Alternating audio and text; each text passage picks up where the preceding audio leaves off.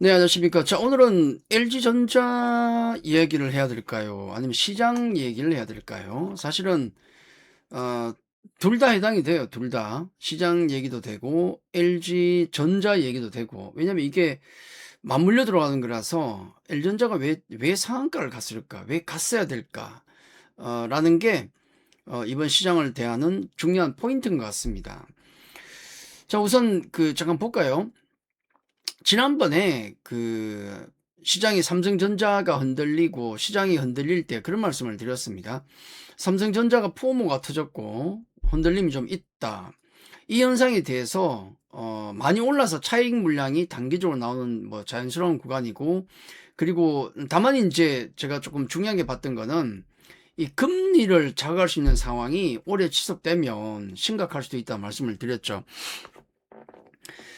이번 주 들어서 뭐 거래소도 좀 흔들렸지만은 특히 코스닥 쪽이 굉장히 안 좋았던 부분, 그러니까 잘 나가던 뭐 예를 들어 로봇주라든지 아니 바이오주는 계속 자빠지고 있고, 코스닥 종목들이 급락 나오고, 그다음에 지표로 보면 거의 유례 없을 정도로 빠진 게 맞아요. 그 정도까지 갔던 것은 바로 이 금리. 우리가 흔히 뭐 한 10년 만기 국채금리가 4.5 정도를 가게 되면, 넘어서면 아마 좀 뭔가 변화가 있을 것이다라는 얘기, 충격이 있을 거라는 얘기 있었는데 그게 온 거죠. 네, 뭐 4.4나 4.5나 뭔 차이가 있겠습니까만 우리 경험적으로 한 4.5 넘어가니까 데미지가 있더라는 거예요. 그게 나왔던 겁니다. 자, 우리 역사적으로 이제 우리 코스피 시장이 오늘 8% 올랐잖아요. 8.4%. 이게 과연 제대로 된 시장인가? 한 나라의 지수가 하루에 8% 올라간다. 8%면 그냥 뭐 흔히 우리 얘기하는 뭐 개잡주라든지 이런 잡주들이 하루에 8% 올라가면, 중소형주 올라가면 이해가 되죠. 근데 뭐 대형주들이 오늘 상당수가 10% 이상씩 뛰어버렸으니까 LG전자는 상한가를 가고, 이게 정상적인 시장인가라는 생각을 할 수밖에 없어요. 우리가 2000년 들어가지고 그런 통계치가 있더라고요. 2000년 들어서 이 정도의 상승세를 보인 거는 한 5번 정도가 있었다. 5번 정도. 그 중에 하나가 이제 이 5번이 나온 이유 중에 이렇게 급등이 나온 이유는 대부분 다 보면 그 전에 급락이 나왔기 때문에 급등이 나온 케이스가 많았어요. 대부분 다 그래요. 그게 언제냐면, 5번 정도가 2000년도에 있었는데, 하나는 금융위기, 이해되시죠? 금융위기 때 뭐 장이 개판이었는데 폭락하고 폭등하고 막 그랬잖아요. 그럴 수 있습니다. 그 다음에 언제냐면, 팬데믹. 팬데믹 때. 자, 이 두 가지 사건이 대형 사건 사고 터져서 폭락 나온 다음에 급등이 나온 거예요. 폭등이 나온 거죠. 그거 빼고 보면 5번 중에 3번이 올해입니다. 2026년. 여기 3월 초에 한번 9.6% 급등이 나왔고, 그 다음에 여기 4월 1일인가요? 이때 또, 그러니까 거의 3월 전후에서 9% 급등이 나왔죠. 공통점은 뭐죠? 그 당시에 보면 폭등 전날 급락이 있었다. 급등 전에 급락이 있었다. 똑같죠? 3월 초나 4월 초나 똑같아요. 그 전날 보면 다 급락이야, 급락. 폭락, 급락. 이건 마찬가지로 우리 오늘 급등 이후 이전에 시장이 굉장히 안 좋았잖아요. 급락 나오고 투심 코스닥은 폭락이 나오고 막 그런 식이었지 않습니까? 공통점이었다. 그리고 공통점이 뭐냐면 반도체가 급락했다. 급등 전에 반도체가 대부분 다 급락을 했어요. 그 3월 때 보면 2번. 그 다음에 이란 문제가 불거져 나왔습니다. 공통점이 또 경기나 인플레이션, 금리죠, 결국은. 요게 딱 공통적인 포인트였습니다. 근데 지금 오늘 오른 것과 비교하면 똑같아요. 다른 게 하나 있습니다. 반도체 급락이 없었어요. 이번에는. 반도체 이슈는 있었죠, 항상. 이번에 반도체 이슈는 뭐겠습니까? 그때는 몇 가지 이슈가 있어가지고 반도체가 막 동시다발로 미국 시장과 같이 빠졌는데, 지금은 그렇지가 않았어요. 그냥 반도체 파업 관련된 이슈밖에 없었죠. 어쨌든 반도체 이슈는 있었네요. 그때는 급락이고 지금은 반도체 파업 관련 이슈. 근데 파업 때문에 삼성전자가 급락이 나온 게 없잖아요. 그죠? 공통점은 이란 문제, 그리고 금리 인플레이션 문제. 반도체는 조금 달랐다. 이런 게 있습니다.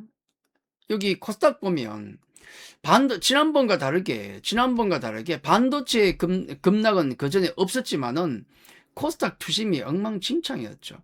ADR 지표가 막 60 아래로 내려가고 투심이 엉망이었어요. 그래서 우리가 과거 역사적으로 보더라도 진짜 역사적인 수준까지 코스닥 지수 여러 가지 지표들이 빠져 있다는 겁니다. 그런 상황에서 반등이 나온 거예요, 지금. 그런 상황에서. 그러니까 오늘의 폭등은 왜 나왔다? 기본적으로 그 전에 급락이 있었기 때문에, 폭락이 있었기 때문에 폭등이 나온 거죠. 그리고 이란 문제가 항상 끼어 있었다. 이란 엉망진창이고 협상 잘 안 되고 금리 오르고 유가 오르고 폭락입니다. 그럼 다음날 보면은 또 갑자기 상황이 바뀌어. 트럼프가 블라블라 뭔 얘기를 합니다. 잘 될 것 같아. 잘 될 것 같아. 한마디 하면 또 폭등입니다. 오늘 우리 시장 급등 나올 때 무슨 얘기 했었습니까? 트럼프가 이란 잘 될 것 같다 그랬잖아요. 또 똑같잖아. 그죠? 잘 될지 안 될지 몰라요. 또 잘 될 것 같다 그랬어. 뭐 징후도 있다 그러고 있고. 그리고 관련 때문에 유가가 또 급락을 했고 금리도 뛰다가 주춤하고 있고 그러다 보니까 오늘 급등이 나온 거죠. 그러니까 급락의 이유와 급등의 이유가 거의 똑같습니다. 반복되고 있어요. 여기 여기 WTI 지금 유가를 보면 100불에 고정되어 있습니다. 지금 100불 사이 두고 급등 급락 수렴하고 있죠. 방향이 곧 나오겠네요. 뭐 지금 분위기면 또 잘 될 거라고 하는데 두고 봐야 되는 거고. 그리고 금리 다행히도 하루 정도는 빠졌습니다. 여전히 4.5 이상이에요. 지금 4.5 이상. 다만 주춤했다는 거. 자, 이것만으로 주가가 뛴 거죠. 그 이제 LG전자를 놓고 보면 다른 종목 비슷합니다. 자, LG전자가 급등이 나온 이유 로봇 때문입니다. 급락이 나온 이유 로봇 때문입니다. 오늘 상한가 간 이유 로봇 때문입니다. 로봇주는 기본적으로 로봇 모멘텀이죠. 기본적으로 고밸류 성격입니다. 금리에 취약해요. 맞죠? 자, 오늘 상한가 간 이유 젠슨왕이 실적 발표하면서 엔비디아 실적 발표를 하면서 피지컬 AI를 언급했습니다. 다음은 로봇이다. 피지컬 AI다. 그런 얘기했어요.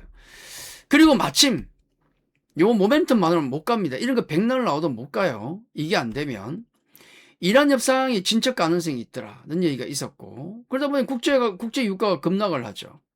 국제가 급락하니까 인플레에 대한 우려가 내려가고 금리 어떤 상승에 대해서 금리 상승이 주춤하니까 성장주가 되는 겁니다. 미국 똑같았어요. 그럼 LG전자가 올라갔던 이유 로봇 모멘텀으로 급등했습니다. 성장 모멘텀이죠. 급락 왜 했습니까? 그렇죠. 급락은 차익 매물에다가 금리가 뛰었으니까 바로 성장주가 죽습니다. 우리 공식 있지 않습니까? 자, 현가는 미래가치 대 뭘로 분모가 나눠져요? 이렇게 이자율 N승. 이게 공식이에요. 그렇죠. 현가는 미래가치를 이자로 이렇게 현가로 돌리는 겁니다. 이자율이 밑에 분모가 높아지면 당연히 현재 가치가 떨어지는 거죠. 그렇죠. 미래 가치를 현재 가치를 땡긴 게 그게 주가 아닙니까? 그렇죠. 이자율에 민감할 수밖에 없어요. 기본적으로. 물론 요즘은 뭐 신경제인데 AI 어쩌고저쩌고 하는데 국영제 영향 받는 만큼 이자율 영향을 받느냐, 금리 영향 받냐? 받죠. 옛날보다 조금 덜 할 수도 있겠지만 당연히 받죠. 아직도. 그건 당연한 거 아니겠습니까? 자, LG전자의 상승 이유는 이렇게 설명이 됩니다. 그럼 이제 요걸 통해서 우리가 생각해 볼 때 우리가 시장을 대하는 어떤 전략을 어떻게 봐야 될 것인가? LG전자를 통해서 지금 시장을 통해서 볼 때 자, 우리 12월 FOMC 회의 이제 예상인데 금리가 동결이냐 인상이냐 이쪽이 인상이에요. 12월.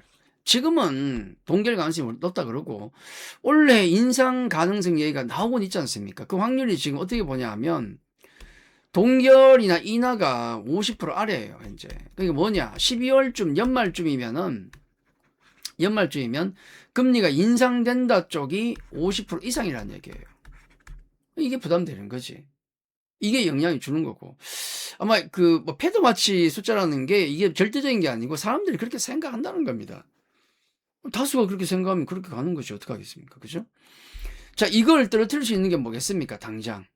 제가 고혈압에 많이 비유를 드는데, 지금 상태가 뭐냐면 고혈압. 이유는 몰라요. 뭐, 운동 안 하고 밥 기름진 거 먹고, 뭐, 술 많이 먹고, 담배 피고, 그래서 이런 이슈가 많으면 혈압이 세지죠. 근데 그런 거 안 해도 나이가 들면 콜레스테롤 뭐 등등 해서 올라가요, 혈압이. 그래서 보통은 이제 처음에 의사를 찾아가면 약을 권하는데 처음에 버티려고 하죠. 운동 좀 할게요. 내가 식이요법, 식단도 하고, 운동도 할게. 그렇게 해보고 나서 혈압이 안 떨어지면 먹겠습니다. 그러죠. 예. 운동 열심히 하고, 뭐, 식단 조절하고 등등 하니까 혈압이 떨어집니다. 그럼 약 안 먹어도 돼요. 근데 그럼에도 불구하고 혈압이 안 떨어지더라. 다른 이유도 있겠고, 그럼 어떻게 해야 돼요? 약을 먹어야지, 그때는. 약을 먹어야죠. 그 약 먹는 게 뭐냐면, 바로 금리 인상입니다. 그 약 조치가. 지금은 우리가 몰라요. 그 약을 먹어야 될지 말아야 될지, 금리를 높여야 될지 아직 모르겠습니다만은, 일단 해볼 건 해봐야 될 거 아닙니까? 운동도 해보고, 식단도 조절해보고 해봐야 될 거 아니에요. 그게 뭐냐면, 바로 첫 번째가 이란 협상이라는 겁니다. 이란 문제가 계속 이렇게 물고 늘어지면은, 호르무 제협이 막혀 있잖아요. 그게 동맥경화예요, 결국. 피가 안 통하는 거야, 피가. 혈압이 계속 오르죠. 일단 협상이 잘 돼가지고 호르무즈가 열리면 어떻게 되는지 한번 보자는 거예요. 이 계속 갈 건 아니니까. 이란 협상이 일단 잘 되면은 유가는 떨어질 겁니다. 근데 유가가 떨어지는데 뭐 80불 또 안 떨어 80불에 머물고 있고 뭐 이럴 뻔하면 답이 없는 거예요, 그죠? 70불 아래로 떨어져야 될 거 아닙니까? 원래 50불부터 시작돼서 120불까지 갔잖아요. 100불이지 않습니까? 이란 협상이 되고 나서 안 떨어지면 문제가 있는 거죠. 이게 다른 요인도 있구나. 있죠, 지금도. 그럼 약 먹어야 돼요. 약 먹는 상황이 오면 안 좋은 거죠. 그래서 일단은 이란 협상부터 한번 지켜보자. 자, 그런 상황에서 우리가 어떤 관점을 가져야 되냐 하면 세 부류입니다. 자, 우리 시장에는 지금 이렇게 돼 있어요. 반도체 중심의 시장입니다. 오케이. 그 다음에 고밸류 성장주가 있어요.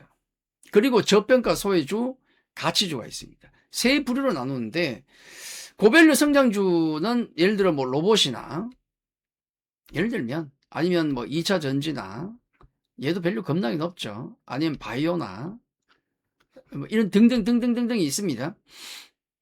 반도체는 뭘까요, 그러면? 얘는 우리 삼성전자 평가할 때 어떻게 평가합니까? 예전엔 PBR로 했거든요. 왜냐하면 장치산업이니까, 시크리컬이니까. PBR로 많이 했는데, 요즘은 나눠가지고 PBR 플러스 PER로 해요. HBM 이런 거는 고성장주니까 이건 성장주를 평가하자. 여기는 성장주 개념과 시크릿이 섞여 있습니다. 지금은 성장주 개념을 밀어붙이면서 목표가를 계속 올리는데 예전에 안 그랬죠. AI가 오면서 그렇게 된 겁니다. 그러니까 반도체는 두 가지를 같이 갖고 있는 거죠. 성장주의 개념도 가지고 있고 가치주의 개념도 가지고 있어요. 세 부류입니다. 어떻게 봐야 되냐면 만약에 지금부터 시장이 금리에 대한 우려가 좀 줄어든다. 예를 들어 뭐 호르무 제협이 풀렸다. 열렸다. 이란 협상 잘 돼가지고 뭐 앞으로 잘 해봅시다. 협상 끝나가지고 또 서로 이제 협력도 하고 미국과 이란이 규제 다 풀어야 될 거 아닙니까? 잘 해봅시다. 이런 식으로 협상이 잘 되면 유가 폭락이 당연히 나오겠죠. 예상을 했던 대로 우리가 유가가 만 70불이나 그 근처까지 떨어지고 그 아래 뭐 떨어지거나 한다면은 그때는 최고의 퍼포먼스는 고밸류 성장주 쪽에서 나올 겁니다. 이쪽에서. 특히 AI와 연동된 이쪽에 최고의 그게 나오겠죠. 근데 그게 아니고 지금과 같이 계속 고혈압 상태, 띵한 상태. 그럼 고밸류주의견 부담이죠. 그런 경우에는 반도체가 유리하다. 근데 이거보다 더한 상태가 있죠. 띵한 상태를 넘어서 약 안 먹고 있다가 팩 자빠지는 경우, 갑자기 쓰러지는 경우 있지 않습니까? 쓰러지거나 아니면은 약 처방을 받아야 된다고 진단이 나왔을 때, 아, 이거 금리 인상해야 됩니다. 답이 없습니다. 연말 12월 보니까 금리 인상 확률이 60%, 70%막 올라간다. 그러면은 그때는 반도체도 안 돼요. 그냥 시장이 다 안 되는 거예요. 아니, 반도체는 AI조 아닙니까? 없어요, 이거? 똑같아요, 그거는. 그 띵한 상태가 되면 반도체 영향을 받습니다. 그렇게 되면 저기 저평가 소외주나 가치주 이런 애들이 아마 단기적으로 득세를 할 것이다. 구분해서 보시면 되겠죠? 우리가 고혈압인 이 금리 상태가 어떻게 되냐에 따라서 고별로 성장주의 퍼포먼스가 좋을 것인가, 아니면 반도체가 좋을 것인가, 아니면은 저평가 소외주가 좋을 것인가. 장이 지금 가기 때문에 물론 다 같이 가요. 근데 결국은 우리가 어디가 퍼포먼스가 더 좋을까를 고민하고 있지 않습니까? 그 부분을 결정하는 게 앞으로 금리다. 그리고 단기적으로 금리에 가장 큰 영향을 미치는 것은 이러한 협상이다. 요렇게 연결이 되는 거죠.